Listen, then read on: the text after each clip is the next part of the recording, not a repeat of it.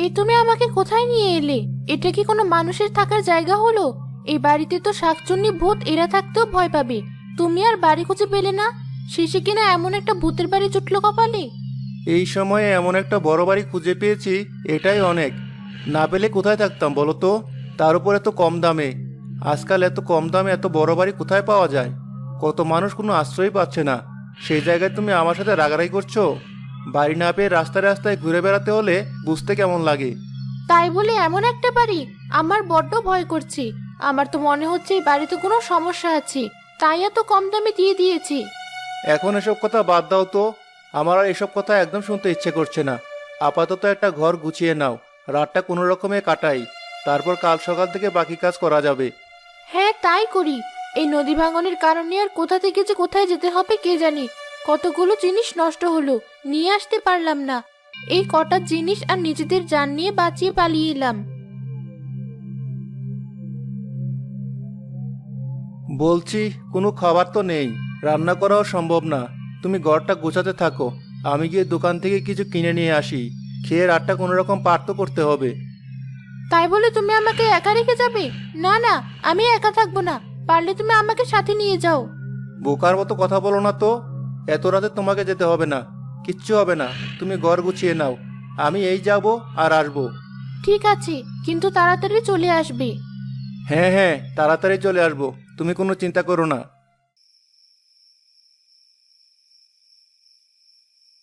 এই যা, এই দোকানটা বন্ধ করে ফেলেছে।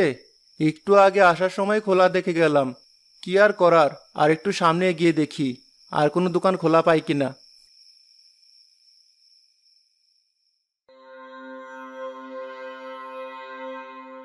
কি ধুলো জমে আছে, মনে হচ্ছে কতকাল এ বাড়িতে কেউ থাকে না। কি দেখে এই বাড়ি কিনলো কে জানি। এই একটা ঘর পরিষ্কার করতে এত সময় লাগছে, জানি না পুরো বাড়ি পরিষ্কার করতে কয়দিন লাগবে আমার। কে? এখানে কে দাঁড়িয়েছিলেন? এই তো আমি দেখলাম এই দরজার পাশে কেউ ঘোমটা দিয়ে দাঁড়িয়েছিল। এত তাড়াতাড়ি কোথায় গেল? এ বাড়িতে তো কেউ ছিল না, তাহলে এখন আবার কে আসবে? আর আসলে কথা বললো না কেন? আমি কি ভুল দেখেছি? ওই তো, অবশেষে একটা দোকানে দেখা পেলাম। ওখান থেকে কিছু একটা কিনে নিয়ে যাই। ও ভাই, খাবার কিছু আছে আপনার কাছে? এই তো পাউরুটি বিস্কুট এসব আছে। আচ্ছা দিন। তা কে ভাই আপনি? এর আগে আপনাকে দেখেছি বলে তো মনে হচ্ছে না। আমি এই গ্রামে নতুন। নদী ভাঙ্গনের কারণে এই গ্রামের একটা বাড়ি কিনেছি, এখন থেকে এখানেই থাকবো। ও আচ্ছা, তা কোন বাড়ি কিনেছেন? গ্রামের কোনো বাড়ি বিক্রি হবে বলে তো জানতাম না। জমিদারের পুরনো বাগান বাড়িটা কিনেছি। বলেন কি ভাই, আর কোনো বাড়ি পেলেন না, শেষে কিনা ওই বাড়ি কিনলেন? কেন ভাই, কি হয়েছে? আপনি এভাবে বলছেন কেন? ওই বাড়ি তো দূরের কথা, ওই বাড়ির আশেপাশে কোনো মানুষ টিকতে পারে না, আর আপনি কিনা গিয়ে সেই বাড়িতেই উঠেছেন। শুনুন, ভালো চান তো যত তাড়াতাড়ি পারেন এখান থেকে চলে যান, না হলে পরে যান নিয়ে ফিরতে পারবেন না। আচ্ছা ভাই, এবার আমি আসি। আমার বউ বাড়িতে একা আছে। কি বললো লোকটা এসব? সত্যি কি এমন কিছু? নাকি অল্প দামে বাড়ি কিনেছি বলে হিংসে করছে? তাই হবে হয়তো। আজকালকার যুগে ওসব কিছু আছে নাকি? কে দাঁড়িয়ে ওখানে? কথা বলুন। কি হলো? কোথায় যাচ্ছেন? কে আপনি? পিছু পিছু গিয়ে দেখি, এভাবে ঘুমটা দিয়ে ওদিকে কেন যাচ্ছে? কথাও বলছে না।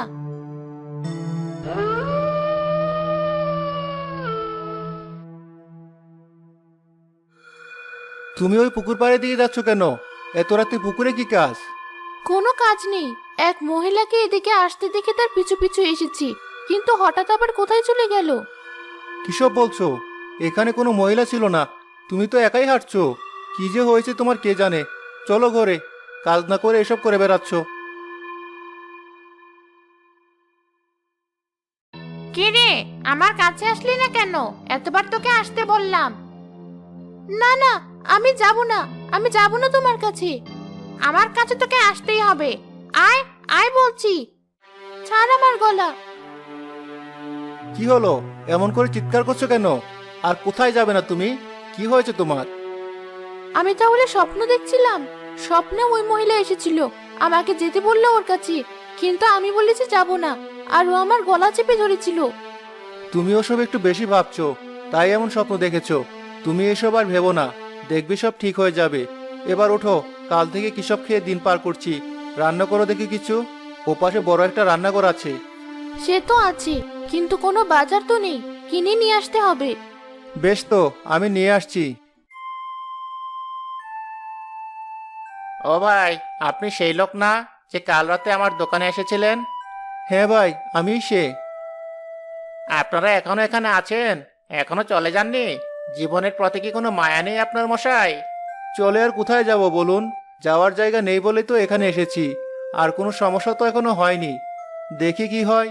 সমস্যা হলে তখন না হয় ভেবে দেখব। যা ভালো বোঝেন করুন। এই যে বাজার নিয়ে এসেছি, এবার রান্নাটা করে ফেলো দেখি। ঠিক আছে, আমি যাচ্ছি। তুমি ততক্ষণে বাড়ির সামনের দিকটা একটু পরিষ্কার করে ফেলো। যতটা খারাপ ভেবেছিলাম ততটা খারাপই বাড়ি না। কাল এসে একদম ভালো লাগছিল না, এখন বেশ ভালো লাগছে। বেশ বড় আর খোলামেলা বাড়ি, এমন বাড়ি এখন পাওয়াই যায় না। এত বড় বাড়ি চাষ করে খেলে কিছু আর কিনতেই হবে না। বছর বছর নদীতে বাড়ি ভেঙে যাওয়ার চিন্তাও থাকবে না, বেশ সুখেই থাকতে পারবো। তাই নাকি? খুব সুখ, তাই না? সুখ ভোগ করার বড় শখ তোর। এই, কে তুমি?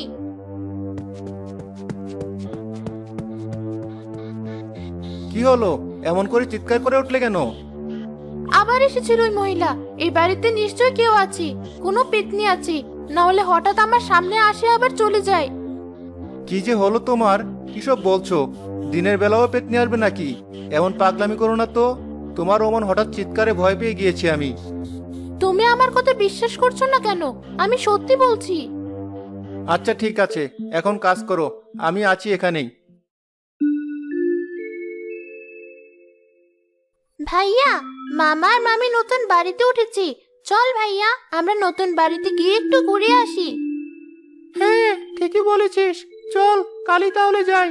আর শুনলাম মামা নাকি জমিদারের পুরনো বাগান বাড়ি কিনেছে, নিশ্চয়ই খুব সুন্দর।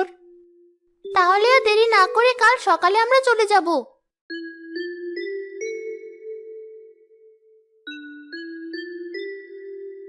আরে মিলি, মিলন, তোরা এসেছিস? হ্যাঁ মামা, তোমাদের দেখতে চলে এলাম। মামা, তুমি জমিদারের বাগান বাড়ি কিনেছো শুনে আর দেরি করতে পারলাম না, দেখতে চলে এলাম। খুবই ভালো করেছিস, তোর মামিও খুশি হবে। নতুন বাড়িতে একা থাকতে ওরও ভালো লাগছিল না, তোদের সাথে থাকলে ওরও একটু ভালো লাগবে। ভাইয়া দেখ, বাড়িটা কিন্তু আসলে অনেক সুন্দর আর অনেক বড়। হ্যাঁ, এখন ঘরে চল, বিকেলে পুরো বাড়ি ঘুরে দেখবো।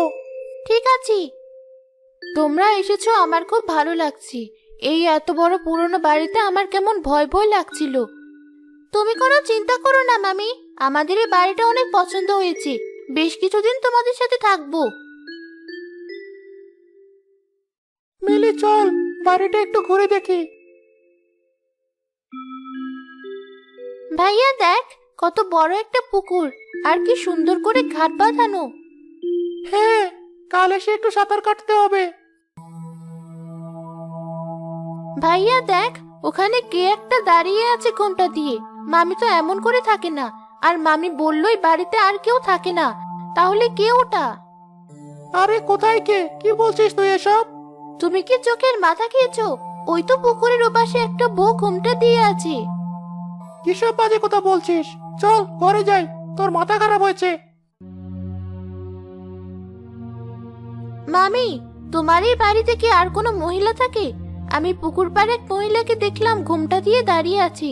ভাইয়াকে কতবার দেখালাম, কিন্তু ভাইয়া দেখতেই পেল না। তার মানে ওই মহিলাকে তুমিও দেখেছো? আমিও দেখেছি, তোমার মামাকে বলেছিও, কিন্তু সে কিছুতেই আমার কথা বিশ্বাস করছে না। কি শুরু করলি তোরা বলতো? ভেবেছিলাম তোরা এসেছিস, এবার তোর মামি এসব আর বলবে না, কিন্তু এখন দেখছি দুজন আরো পাগল করবি। দেখেছো, বলেছিলাম না, তোমার মামা কিছুতেই বিশ্বাস করে না। বিশ্বাস না করলে আর কি করা যাবে? যাই হোক, তোরা এসেছিস বলে পিঠা বানানোর সব জিনিস কিনে নিয়ে এসেছি। এবার গিয়ে পিঠা বানানো শুরু কর।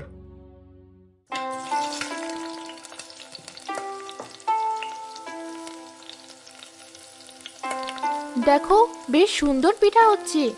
হ্যাঁ মামি, মা তো সবসময় আপনার কথা বলে। আপনার মতো এমন সুন্দর পিঠা আর কেউ বানাতে পারে না।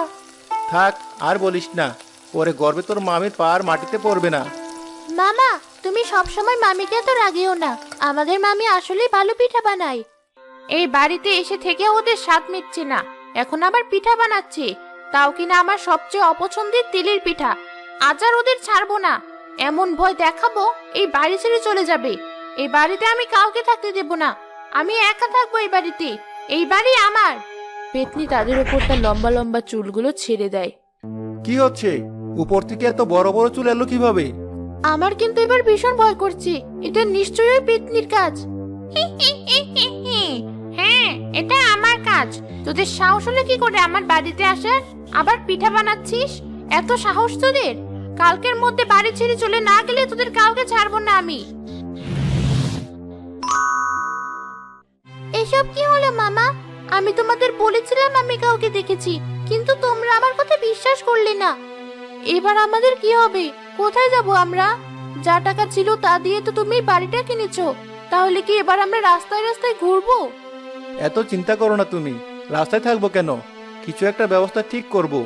মিলন, তুই তোর মামি আর মিলিকে একটু দেখে রাখ। সবাই মিলে একটা ঘরে থাক। আমি একটু পর আসছি, আমার একটা কাজ আছে। একদম ঘরের বাইরে যাবি না। ঠিক আছে মামা।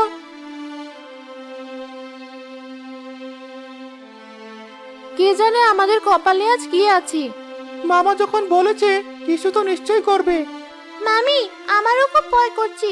মামা কখন যে আসবে কে জানে। চিন্তা করিস না, আমি চলে এসেছি। সাথে করে সাধু বাবাকেও নিয়ে এসেছি। আপনারা এখানেই থাকুন, ঘর থেকে বের হবেন না। আপনি আমার সাথে আসুন।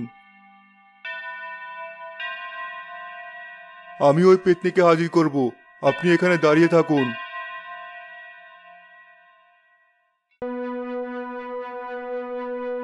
কেন ডেকেছিস আমাকে? তোর সাহস হলো কি করে আমাকে হাজির করার?